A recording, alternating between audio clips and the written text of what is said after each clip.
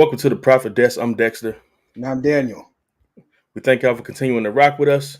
And yeah, welcome back to another episode. Today we're talking about everyday finances. All right. How do you budget, save, and invest and do it all on 30K? Well, 35,000, I should say. We got a special guest here with us today. She'll be joining us in a minute. But as usual, we'll get to the news first. Let's All get right. it. So, as I'm pretty sure everybody knows what's going on with gas prices.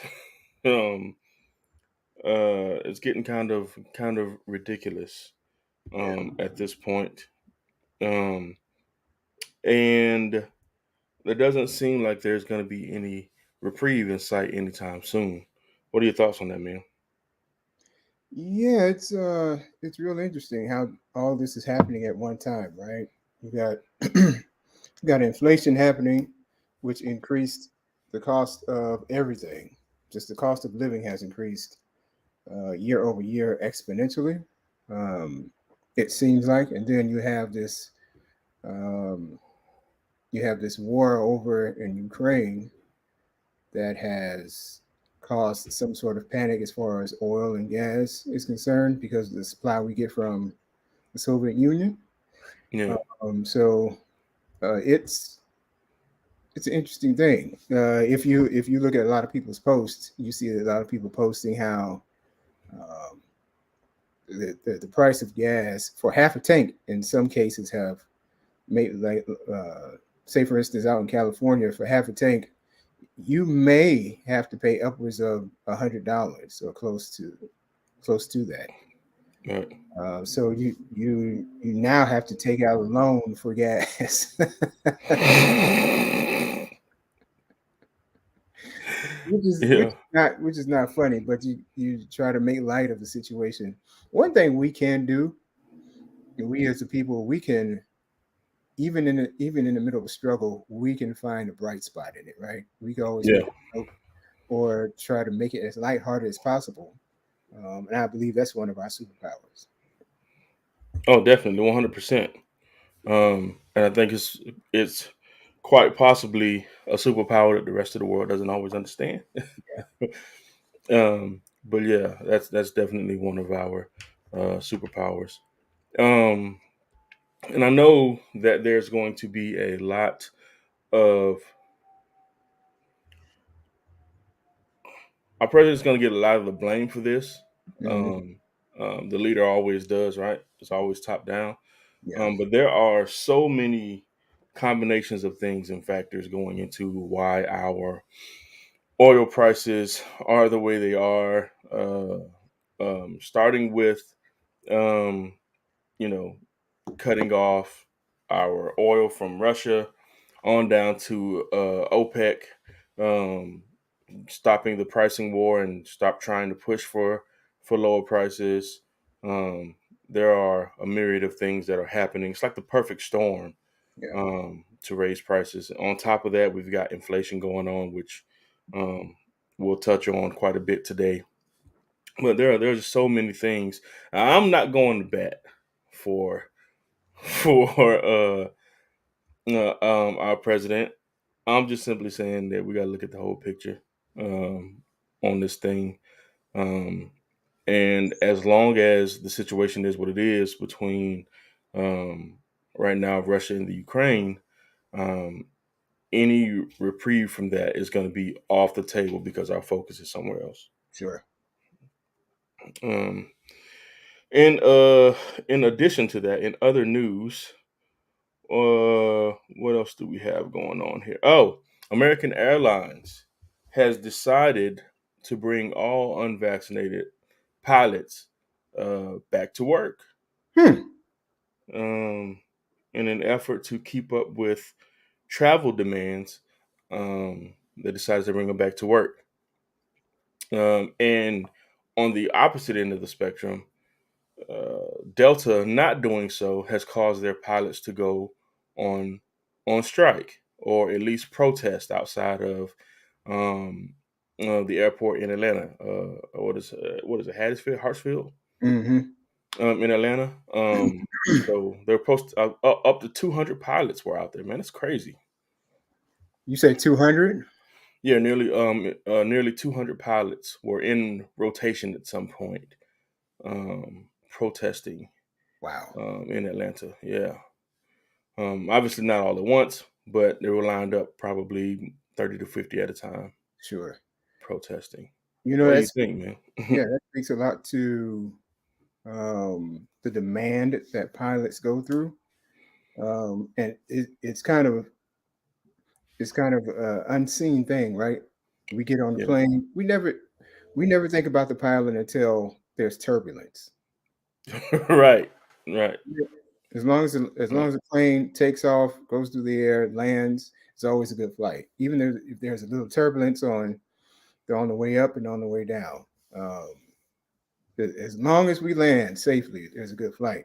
Those pilots are under extreme pressure constantly, right? Making sure they Yeah, have hundreds of people at a time um, getting from one place to the other safely. And then I think there was some word of overtime that they had to do because of the shortage of pilots. And then all of yeah. a sudden they want to bring the non-vaccinated back. Capitalism is a powerful thing in this country. In this country. It is. You said it right the first time in this company. Yeah, that too. That too. Shout out to my boy Ryan. Yeah. So it's capitalism. Capital is a powerful thing because, and I think we're going to touch on this with something else. When it comes down to it, the dollar is most important. Yeah. Oh yeah. Oh yeah. Important to us as consumers, and also important with how the uh, world picture of the United States as a whole. Um, but I don't know how this is going to play out with Delta. United just said, forget it. We just bring everybody back to work.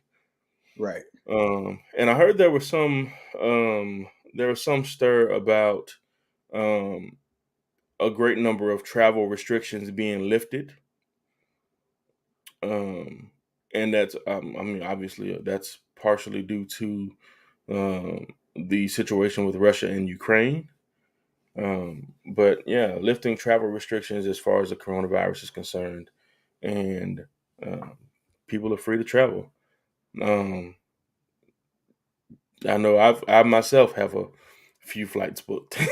So, Oh, but now the tension on the plane when somebody coughs is not any different. right. Right. Yeah, but Right. yeah, they are lifting some restrictions.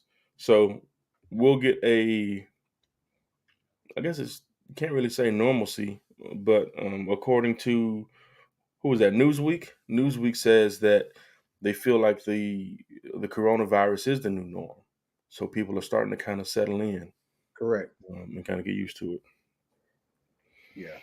Um, that's all I have for the news. There hasn't really been much other news other than petrol and the coronavirus due to the situation in Ukraine. Um, Hey man, we hold on. won't touch on. Yeah. Hold on. I need to step away for a minute. You can keep going. I just need to step away for a minute. Okay. Okay. Oh, Um, but yeah. So, but even with that, man, uh, we will continue to go ahead. We're gonna bring a special guest on for you guys today. Um, and I don't know if she's ready. I'm gonna message her. Lisa, give me a wave if you're ready, and we'll bring you up. All right. So I'm gonna bring her in now. Hey, Hey, hey. So guys, welcome to the show. Anissa Clayton, Daniel Clayton's lovely wife. And we appreciate you coming to share your wealth of knowledge with us. Um, I guess give them a little bit of background on you, and tell them what your background is in. I should say. hold on. I'm Hold on. Hold on. Hold Oh, on. oh, Hold on. oh, oh. Hold on. I'm back. Okay. Sorry about Welcome that. back. Okay. So this lovely lady here, I've had the pleasure of knowing for almost 20 something plus years. And it's been a wonderful ride, if I don't say so myself. This is a person that I can definitely depend on to have my back, and I hope she knows that I have hers as well. So, uh, I want to introduce to the world, and for those who are going to be uh, viewing this in future days, man, this is my ride or die. This is my lifelong partner. This is my ace. Um, None other than Anissa S. Clayton. Y'all give it up for her. For All sure. right. Yeah. So, Mrs. Clayton, we are glad to have you on the show. Why don't you tell us a little bit about yourself? What you've been up to for the past 20 years. In Absolutely. in 1 minute. In 1 minute. Okay.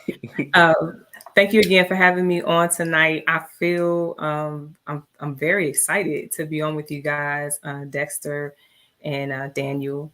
Thank you for those great words. So, last 20 years, what's been going on? So, I'm an educator. I'm an HBCU grad, LU, and Ew. um, I'm a mommy. So, I'm a mom of three. I'm a wife of 18 wonderful years. And most importantly, I am a problem solving coordinator.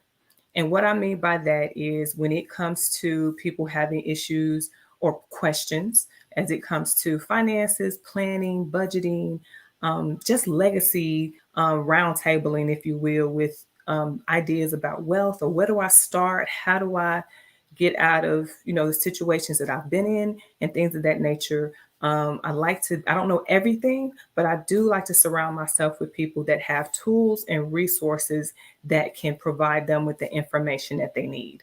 And so I am a problem solving coordinator. I am a licensed financial registered representative. So I do work with people in the space of uh, not only insurance, but also in their financial advising and things of that nature. But most importantly, I just love talking to people and getting to know them and what's going on with them. So I hope that was a minute.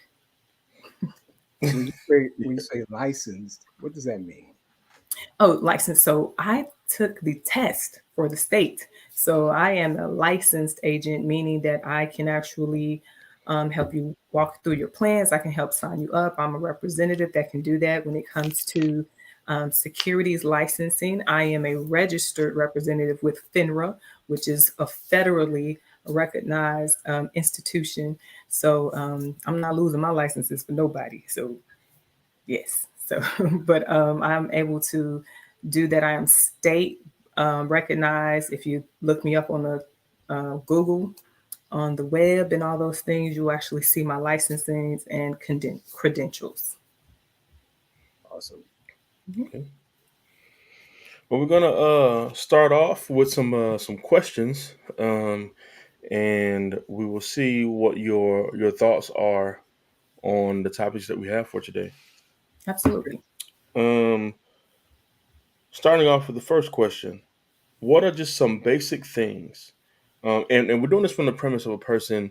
When Daniel and I were looking at it, the average income for a person age 20 to 25 to 35 is around $35,000. Kind of Mhm. hard to believe in the U.S., but it is what it is. What are some basic things that a person making $35,000 a year can do to save some money? And should saving money still be a goal in 2022? Great question.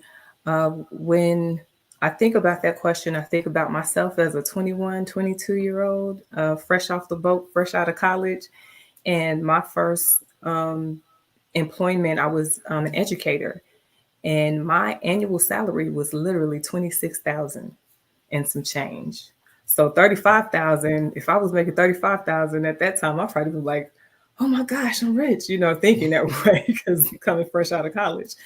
But there are still some things that you can do. We're talking about budgeting basics. We're talking about the biggest thing that we're talking about is how you get your mind ready to be disciplined. So that's really what we're talking about. So the first thing that we need to do is assign every dollar. Everything goes somewhere.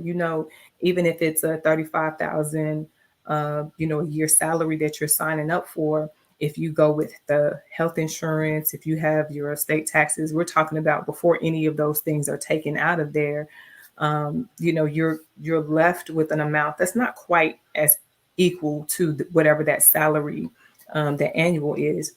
So one of the things that I typically talk to clients about is that we look at what their budget is, and if they don't have a budget, if they don't quite know where their money is going, then we build a plan. So some people like to do spreadsheets. They love that. Some people are intimidated by spreadsheets. So it doesn't matter if you're just writing it down on paper, but we need to assign every dollar. And another idea I have is something called a budget box. So even if you're drawing a square box, and you're assigning 4 different quadrants to it, let's break up how many times are we getting paid in that. Where's that money going? So if we have week one, typically most months have between 4 to 5 weeks in a month. So we need to break up what's happening in there, and then assign it. If rent is being paid in week one, or rent is being paid at week 4, whatever, we just want to break up and assign every quadrant to something, because we need to look and see where is this going. And if we are assigning more dollars to something like entertainment or hanging out, then we need to go back and we need to make a new plan, or we need to find out, okay, what do I need to be more disciplined in? So I think being able to see where those dollars are going and being able to label it. So I don't know if we can put this up there, but I'll put it up there somewhere else too. I believe we need to use PLAN as an acronym. So we need to practice and prepare what we're going to do. We need to label, and we need to leverage those dollars that we have. We need to, in the A on that, we need to allow ourselves some grace, because you're going to make mistakes. Something's going to not happen with that. But even with that, allowing yourself some grace, you may also need to give yourself an allowance. That's this much, a certain amount that's assigned to that. And then once we've prepared, once we've practiced, once we've labeled, and we are learning how to leverage that, we allow ourselves some grace. But within, we need to do it again. So now we do it again, and we nurture what we have started to do with that plan. So yes, I believe everybody can do something with saving, depending on what's going on with you. If you're a single parent and you have that, there are some outlier things that are happening in there. So my savings may look a little bit different, but let's say we're starting with, if it is it $10 a week, is it $20 a week? Let's see where we're doing that. I think it's important to have savings. I also think it's very important to have an additional something outside of that for emergency savings. Those are 2 different things. They're not the same. If you can go in and your account can be hit with the overdraft fee and it comes out of your savings, that's not an emergency account. When we're talking about emergency account, I'm talking about I have to get out of my car. I have to walk inside, go somewhere to go get that. That is an emergency account. But also, let's talk about what that emergency consists of. If I have a flat tire, that's an emergency. Not this shoe sale over here at Dillard's or Belk or whatever.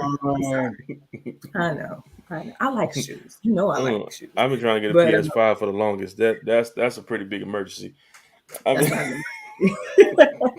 We're gonna put you back at A. We're gonna put you back. We're gonna fix that allowance. But there are some things, needs and wants. So we have to balance, that out. But I believe there are some places where you can have savings. I think you have to set a goal. So someone single starting out that doesn't have kids, and they're not having maybe a boatload of other things that they have to take care of, they may be able to save a little bit more, put more aside, as opposed to someone who has a lot more responsibilities on them.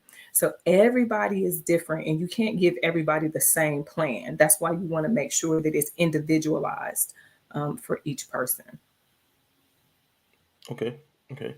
Daniel, any thoughts on that? I know we got a follow up question to that one coming in a second. Yeah. So you said plan. Could you give us that acronym again? Absolutely. So the P on that is to practice or prepare. And what I mean by the practice is you have to start practicing putting that on paper.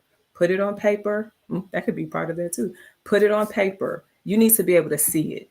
You need to be able to view it, and you need to be able to follow it because we're building a discipline. We're building habits. We want Right. to practice those disciplines. Um, Okay. So right there. What are some questions to ask yourself when you do that? Great question. So things to ask yourself when you do that. Remember, we talked about I talked about that budget box. What week are we in? What is assigned to the what dollars? What are these dollars assigned to? Mm-hmm. And I'm in week 1 and week 2. Is this rent week? Is this car note week? Is this groceries? Am I planning out my meals, or am I just today we McDonald's today? What are we doing? What type of plan has been set aside? So what are these dollars assigned to? So that's one of the questions. That what are these dollars assigned to? Okay, Um, break it down. How do I assign dollars? Assigned dollars, great. So in the plan, again, I'm looking at if my budget, if I'm being paid bi-weekly and I have $1,100 that I'm working with within first this first pay week or whatever, Mhm. I'm assigning those dollars. So if it's a partial portion of rent or if it's full rent, I'm assigning those dollars. If I have an assigned amount that is going to savings, maybe it's 80/20. Maybe sometimes people do the 80/20 rule. So maybe, 20% of this, I'm dividing that up. So maybe 10% of this is going to some type of savings. Maybe there's another 10% in that that's going toward paying myself. Because if I have some type of retirement or if I'm trying to set something up for later that I'm not trying to have my hands on, that's possible too. Just depends on the person.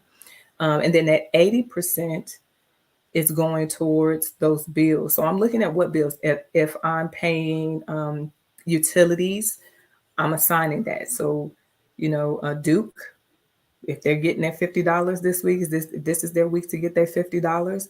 If the water bill, if this is their week. So I'm assigning every dollar, I'm labeling it. So I'm putting a label on it. Okay, that 25 is for Duke.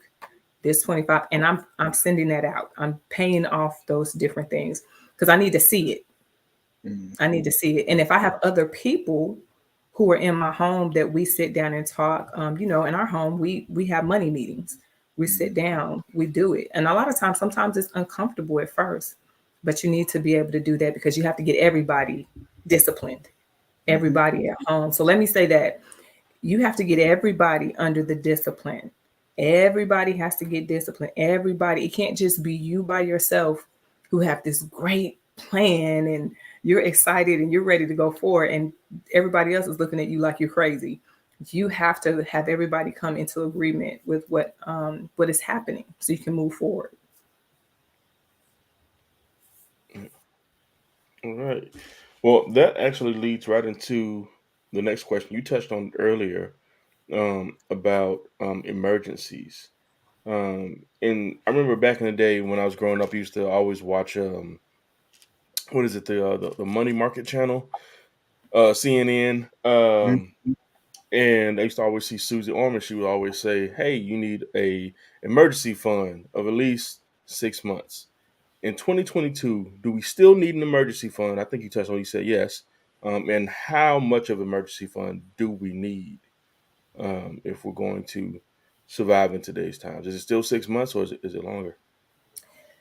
It's 6 months and longer. But again, we're talking about individualizing every plan. So everybody's is a little bit different, but you do want, especially, this has been titled as the great resignation. So even if you're looking to, resign or whatever it is, or go into that full time into that small business, what have you already put away so that if there's a rainy day, if there's a need, that those things are already being funded. So yes, I do believe we still need emergency fund. We still see people not recovered from 2020. People are still trying to build back and get jobs and things of that nature. So we need those opportunities to do that.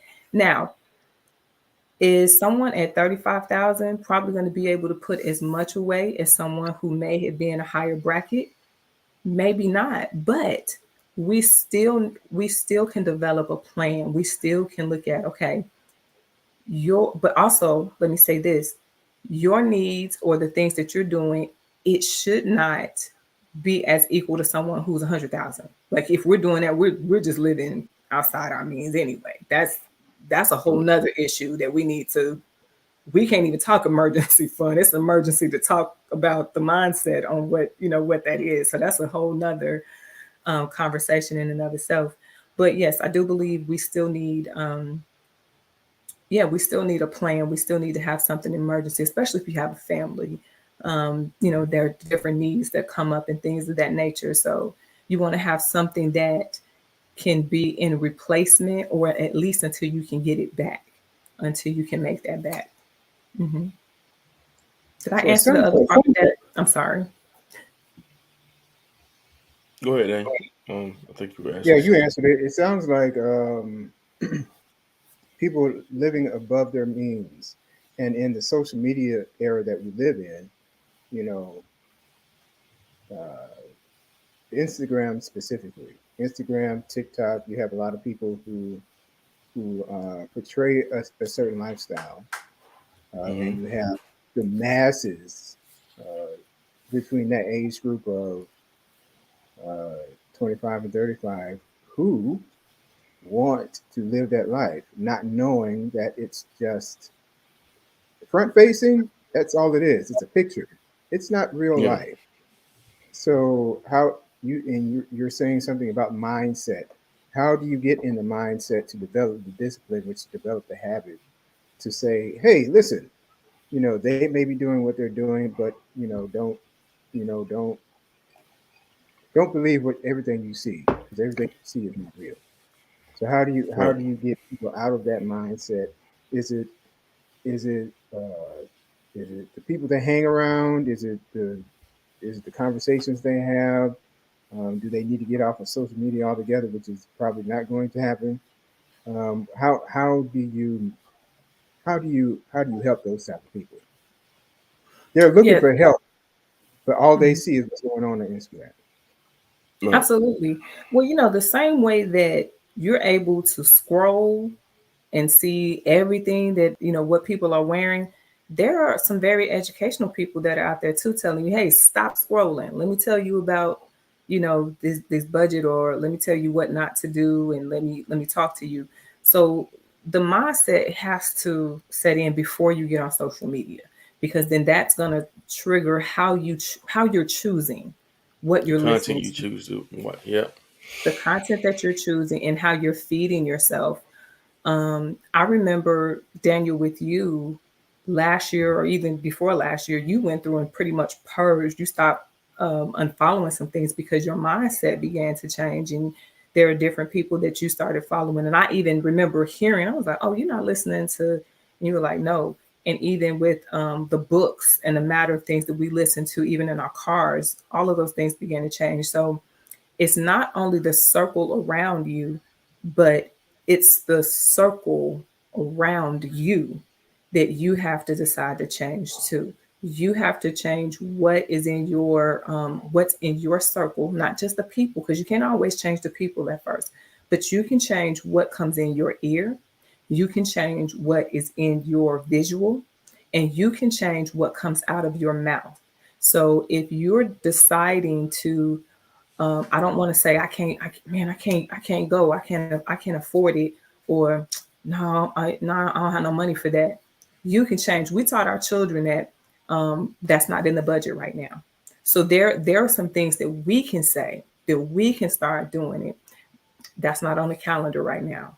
That's not in that time and space, because we have to give ourselves boundaries for boundaries. So before we allow people to put boundaries on us, we have to establish our boundaries too, on that. So I want to go back for a minute to what we're talking about, what assigning each dollar. You also have to assign what your dollars are going to toward that are going to help you. So maybe you're not a book, a paperback or hardback book person, but there are plenty of audio things that you can pull up. If you're a Pinterest person, there are a bunch of different ways to show you how to save money, how to save $5 a week, and how it'll ramp you up to $2,500 at the end of the year, or different things of that nature.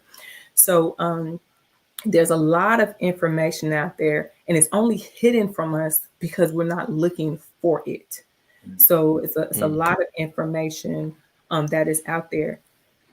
So if we're looking at the same way we're looking at what somebody is wearing, we can also look at, how do I get clear of these subscriptions? How do I get clear of this retail? How do I, get my credit score up? So the same way that we're looking at where everybody's going, the trips that they're going on, is the same way we can research and find out, how do we better ourselves? How do I get into better health? How do I, meal plan? There's so many different things out there. So I think it's a mindset. We have to bring it up.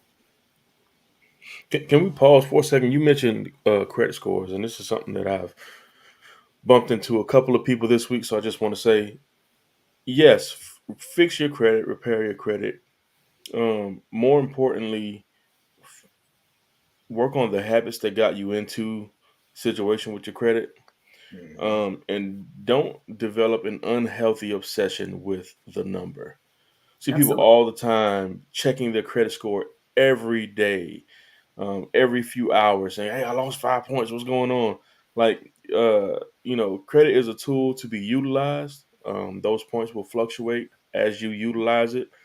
Um, do not develop an unhealthy obsession with the number. I see people all the time, and even people in my own life that reach out to me and say, "Hey, my credit score dropped 5 points. What do I do?" Or dropped 20 points. What do I do? I'm like, just give it a month. It'll be back. Right. As long as your history is intact, your credit score will be fine. So I just wanted to say that I've been noticing that a lot lately. People developing an obsession with the number and not focusing on the actual history. Right. I think that's a very good point as well too. Don't get so focused in on what something is. Like with debt, people get a unhealthy obsession with that. Oh, it's like I got so much debt. I'm just buried under debt. We can get buried under debt and not desire a solution for it. And again, Mm, it's unhappy, but we also got to face that thing. And that's one of the things that the building a budget box or having budget sheets or laying that thing out to see, okay, what debts do we have? And that's another reason why I think it's important to, if you are unsure in yourself of you being able to handle that, then I suggest, reach out to somebody. Not everybody who's a financial advisor or financial coach is going to charge you out the wazoo, and they shouldn't. There are some I do a lot of complimentary sessions with people to get them to a point where, like, hey, we got to face this. This has gotten out of control because you haven't faced it. So let's face it. Let's look at it, and let's have some teachable things, some habits that we can help build. okay. And let's see what's next. Let's see. How do we manage um, rising living expenses if our income is the same? We talked about living outside of your means. For some people, they've been doing a great job of living within their means, and now they're being forced out of that situation into a situation that's seems untenable. How do we manage that? hmm Great question again. That is that's something that we're all facing, and we've all seen it go up. One of the things, because if you're renting, everybody's rent went up. Everything's going up. Groceries are going up. Yeah. Gas prices, everything is going up. So one of the things that I see a lot of people doing, and we talk about, is consider supplemental income.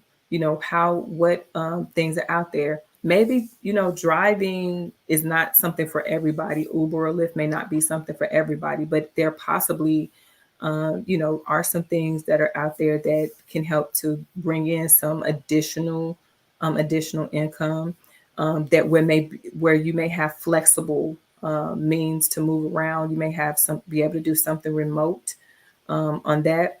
Also, I would say, going back again through your budget and seeing, are there places that we can cut out some things, or are there some places where I need to cut out something? So I want to go back to what I was saying about like subscriptions. We sat down and we realized, we were like, where's this $9.99 and $10.99 and $15.99? All these different subscriptions. There were like $50, $60. We were like, where's this coming from? And starting to take out, okay, well, I don't even use that on a regular. So looking at some of those things that are just randomly racking up, and they go up every year. There were changes that were happening we weren't even aware of at first. We just noticed that what happened? Why wasn't this $7? Why is this now $16? And there may be things like that happening. So we have to do an overhaul on what we see happening, even with our own subscriptions, what we see happening with Afterpay, things of that nature. We have to do an overhaul on even IOUs, because if you're owing somebody, that's somebody that's in your pocket too, counting your dollars right on with you. It's your payday, right? It's your pay week. So we have to do that. So living, but beyond our means, that may be that, we're looking to see, is it the time to move? Is it not the time to move? I know people, they look at, see what's happening with other apartments and things of that nature to see, hey, do they have a better deal if it's time for renewal? I think something else that people may not always know, if you've been a really good tenant, especially if you're with a property company or things of that nature, you can ask for rent abatement. If you've been a great tenant, if you've done some repairs, if you've done a couple of different things. I don't know if people always know what they can, what they can say, what they can do. Some people never missed a beat during, being home and things of that nature. So I believe there are a lot of different avenues and different things that are resources that are out there that can be beneficial. We do have to know how to ask and who to reach out to for those resources. You said it was two things. You said supplement your income by getting a part-time job or a side gig. Also, kind of cut your expenses, and you used the word subscriptions. The subscription game is very powerful. On the business side, those who offer subscriptions, and it could be powerful on the consumer side as well. Those who are paying for subscriptions, kind of like those. I think Netflix just went up to $20. One of their plans was concerned. A lot of people didn't know about that. They won't know about it until they see the increase in their bank account or whatever account they have coming out of it. The TV game or the entertainment game is very, very, very, very. They're pretty good. They're pretty good. Saw that the cable, they saw that cable was a dinosaur, so everybody moved to a streaming app, right? And then they charge, it's just $5, just $5.99. But of course, they had in their future plans like, okay, we're going to do subscription. We're going to follow this model. And every few years or every year or so, we're going to increase the amount of subscription to get our revenue back from the stuff we lost over the years from cable. I said all that to say this. You will end up paying the same price, about $200, for all those apps and subscriptions, trying to get all of the shows that you like, because all of them aren't on one app. Right? And that's the trick. That's the trick right there. You'll have Disney, you'll have HBO, you'll have What's another? Amazon. You have Amazon Hulu. You have Prime, Hulu. Hulu's Star. most Hulu's the most expensive right now. I pay like $80 a month for Hulu. You Crazy. back at cable prices. Yeah. Well, no, my cable prices. I got Spectrum. My cable prices was insane. My cable Netflix. prices. I think with Spectrum, I was paying like $280 a month. Ooh. It was ridiculous. It was ridiculous and it's because I had been with them so long, and like you said, over time they just kind of, Mm-hmm. especially if you don't call and say, "Hey, I want a new package." If you Right. just let them kind of over the time, yeah, it had Right. got up to like $280, and I was like, "Man, just cut it off. Just Yeah. cut it off." You couldn't redeem your shares. You didn't get any shares. Nah, I didn't own anything. I was just I was just hurting.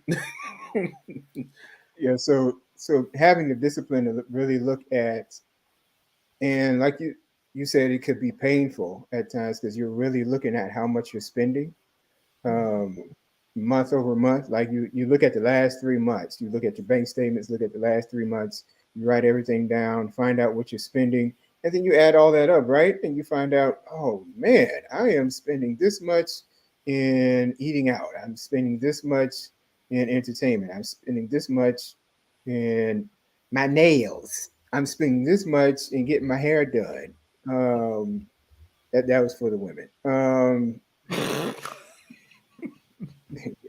Okay, so it's it's a situation where you really have to look at it, and you have to be disciplined enough to say, okay, it's not working. If you're only bringing in $1,300 every 2 weeks, but Mhm. you're spending $3,000 over Yeah, those same 2 weeks, there's a problem, and you have to Mhm. look at it. You really, really have to look at it. yeah, The first thing about not just making a budget, but having a plan is about awareness.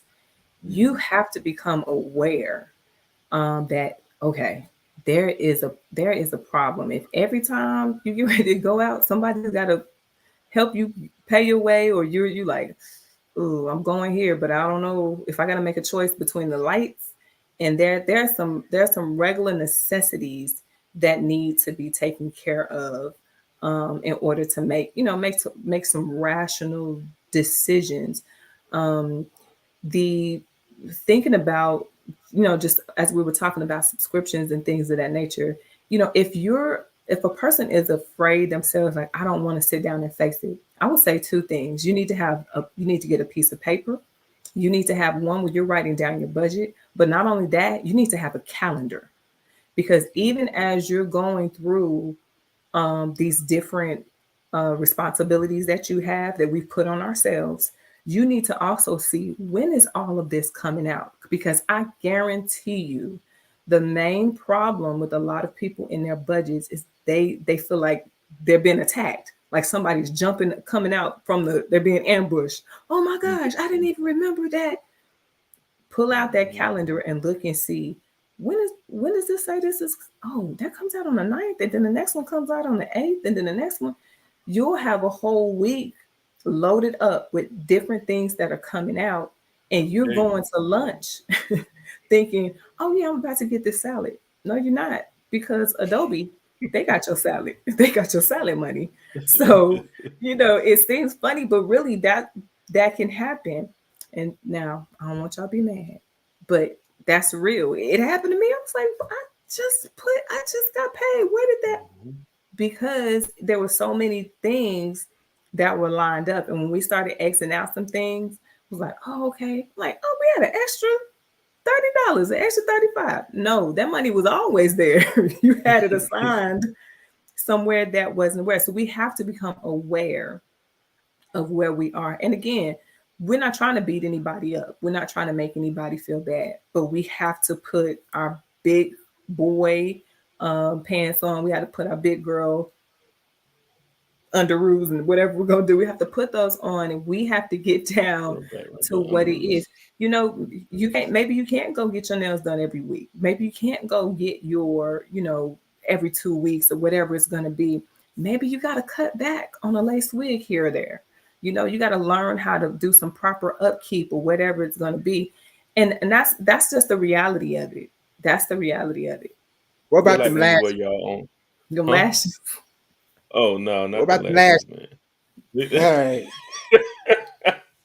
Hey, you're not. I'm not getting jumped on. Y'all look beautiful, ladies, and your lashes. You do your thing, but there may be some things that you might have to YouTube University some stuff. I'm not good at lashes. I'm not gonna lie. Now I can do my own nails and I can do some other things, but I'm They not look good. heavy. They look very heavy. Let's just can we just put a pin We're right not here? coming for the ladies. Don't do that. Don't do that. Mm-mm. Okay. I'm just saying. Don't do that. When you blink at me, I can feel the wind. That's all. Don't do that. Don't do that.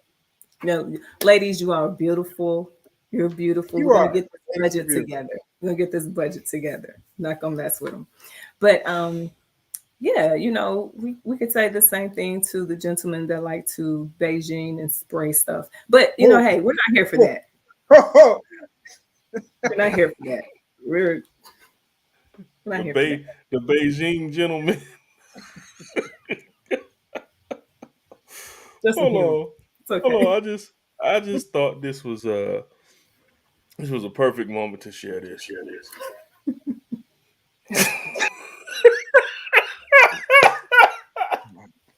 Okay, I'm done. I'm sorry.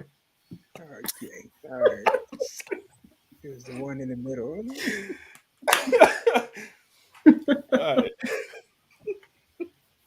All right. You're the winner. So basically, you're telling us we need to face what we've done because we did it, right? We made the decisions. We did not pay attention to our decisions and how they affected us from week to week. And after a while, we made so many decisions that were detrimental to our our money health that in 1 week, if you let's say the average person is making $35,000 a year, what is that, like $585 a week, something like that? Yes. And At it's $17 583. an hour. Yeah. Yeah, $17 an hour, and you got subscriptions for $200 that come out all in 1 week, Mm-hmm. and you have to pay your phone bill, which is an average of maybe Right. $180. And then who knows how many if you have a phone bill, let's say it's just you, right? That's $180. Mm-hmm. But you had to get that brand new That's iPhone. What is that? Hey, What's the new one? 13. Got 13. to have it. That 13. had to have it, and you didn't pay. Let's say you paid the $1,300 or $1,500, however much that is. You know that was your rent. Mm-hmm. And That was listen, your Yeah. not making a decision is still making a making a Making a decision. decision. decision. Oh, yeah. Mhm. And speaking of rent, 2 points both of you made. John, you touched on rent, and Anissa, you touched on putting your big boy, big girl pants on. Some of us, especially in this climate, rent skyrocketing, gas skyrocketing. We are gonna have to bring back the days of roommates. All right, just gotta swallow your pride and Mhm. bring back the days of roommates. If you're not married, hey, you're not married, you got a homeboy that y'all can, y'all got the same focus, same mindset. Y'all might just have to Mhm. link up and get a roommate. And ladies, don't be shaming the fellas because they, trying to save a little coin and Mm-mm.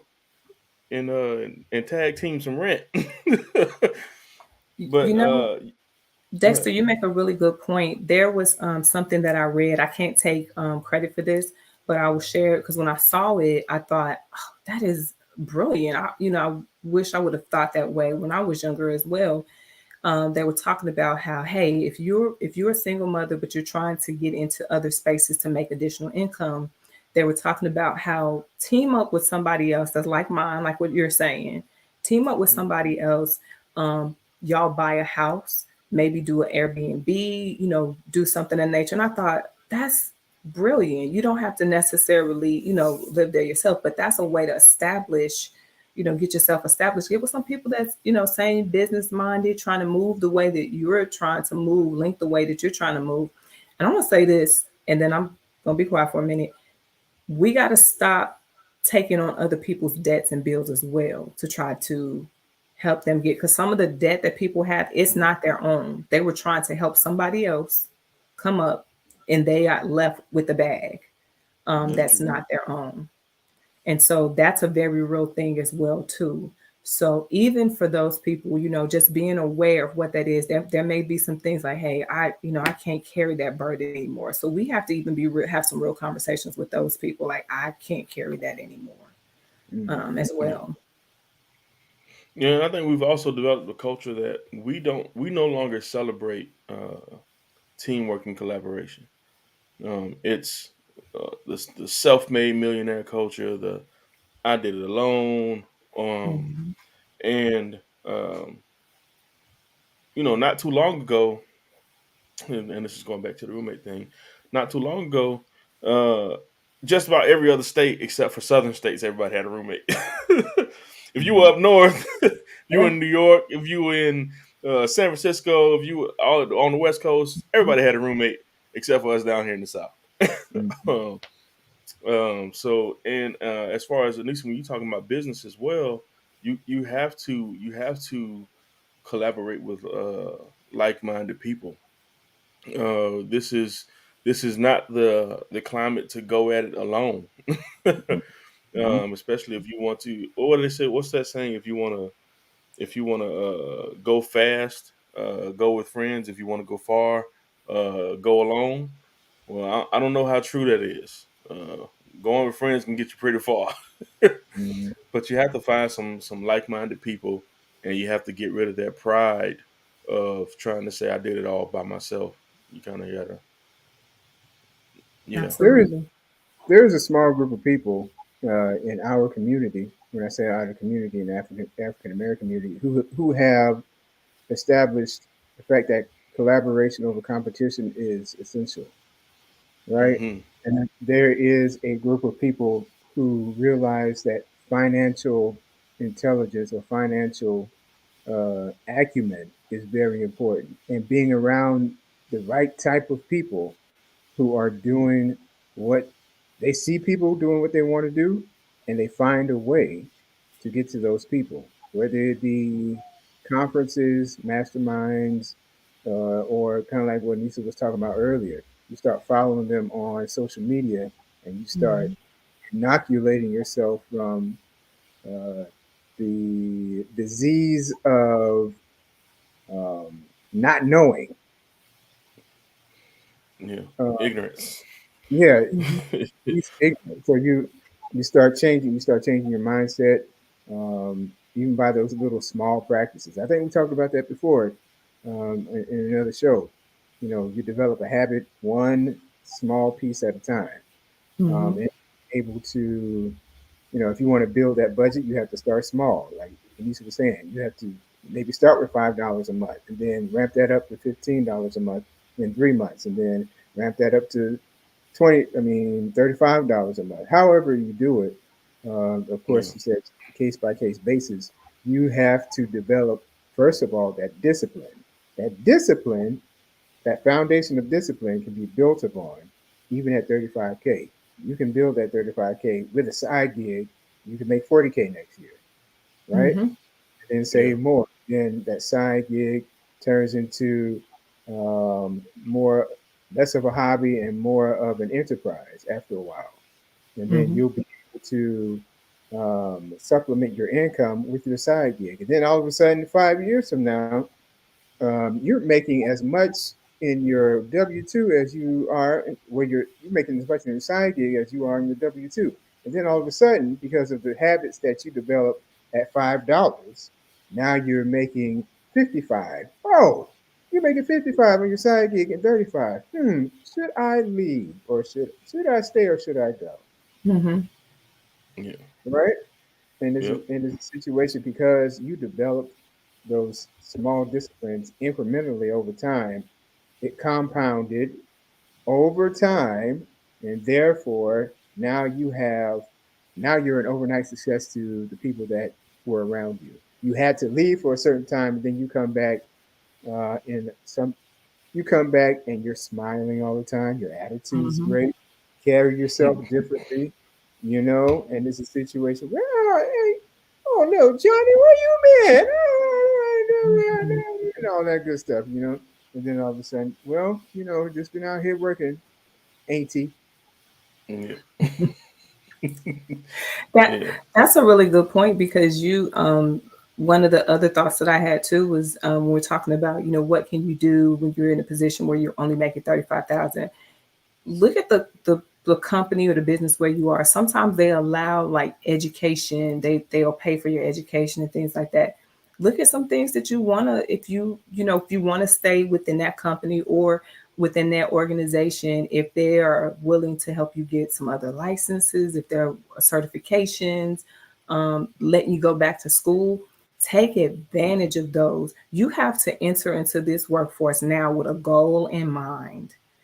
Even if their Mhm. goal is, I'm doing this for the next 5 to 10 years or the next 3 to 5, and then I want to do this and that. You have to use the resources that are available to you to help you to achieve the outcome that you are destined for.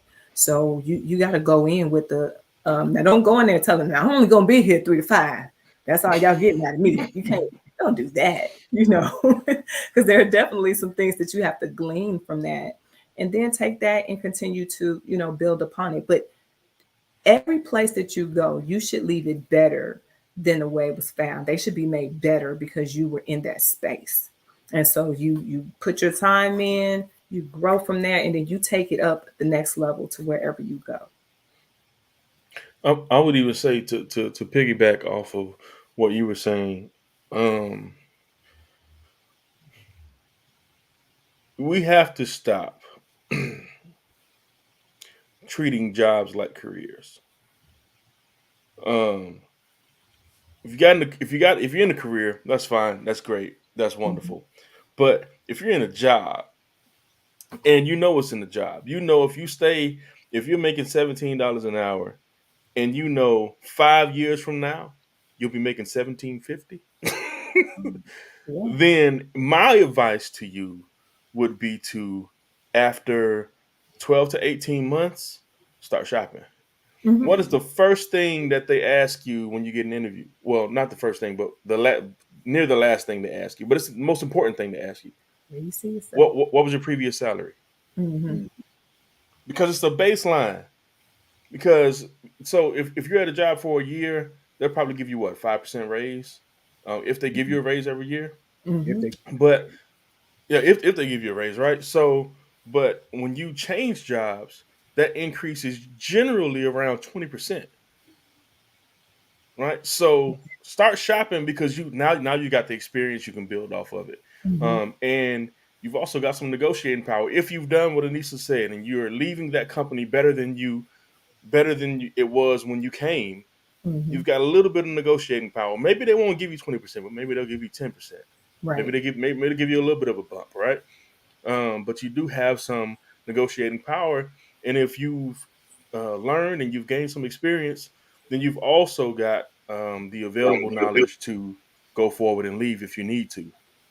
So, Absolutely. yeah, I would just say stop treating jobs like careers. If you know you're not going to be there for the next 30, then go in it with a plan. Hey, I'm only going to be here for 24, and then I'm shopping.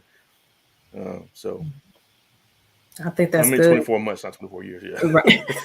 So, Yeah. Yeah. um, again, to your point too, when you get those raises, when you're receiving those bonuses, um, you have to make a plan for that too, because it's Hmm. changing. You can't just say, "Oh, popping bottles, everything's gonna be." No, let's before we pop bottles, let's look at what we're doing with that, because now you have more assignable dollars. We still have to assign Yeah. that. Now maybe we can start talking investments. Maybe we can start Absolutely. talking about, how we pay ourselves a little bit more. What is that going to look like? Because sometimes we can think, oh man, I got this. I'm going to get that car. Well, did we pay off the one we have? And can we wait a little bit longer and make sure we pay for it in cash now? There are different things that you can look at, and it goes with having a plan to Yeah. see where that goes. you mean And we did. I can't get the PS5 when I get a Oh, raise? I'm getting my You're PS5. gonna get your PS. We're gonna work on your plan, Dexter. Yeah, yeah, yeah, yeah. Oh man. But we didn't get a chance to touch on investing, so I guess we'll do that in a part two. I'm pretty sure we're going to turn this into a series, Absolutely. which is actually a lot of fun, very informative. Mhm. Um, we're right up against it though, in it for an hour. Before we check out, do you guys have any final thoughts that you want to add? I would just say I thank you guys again for having me. I really do enjoy talking about this. This is a passion of mine. Again, put your plan into practice. You have to see that put into practice, label, leverage what you have now. Allow yourself some grace for making those mistakes and do it again. Nurture what you're doing. You have to nurture and then you have to start over and do it again and talk to someone. If you don't know what to do, speak to someone Yeah. Someone who's licensed. like Someone, yeah, someone who's Yeah. licensed. not Pete down the street. Yeah, and if that person that's licensed, if they tell you, "Well, I keep mine in a Nike shoebox," that's not the person. That's not the person to talk to. That's not the Yeah. person to talk to. Midnight drink bag. No. Purple and gold crown royal bag. No. Right. But that's all from me. I don't have any thoughts. Anissa, thank you so much for coming on. Daniel, do you have anything? No, man, just like, share, and subscribe. For sure. Like, share, subscribe, and we'll see you all in the next one. Peace. Thank you. Peace.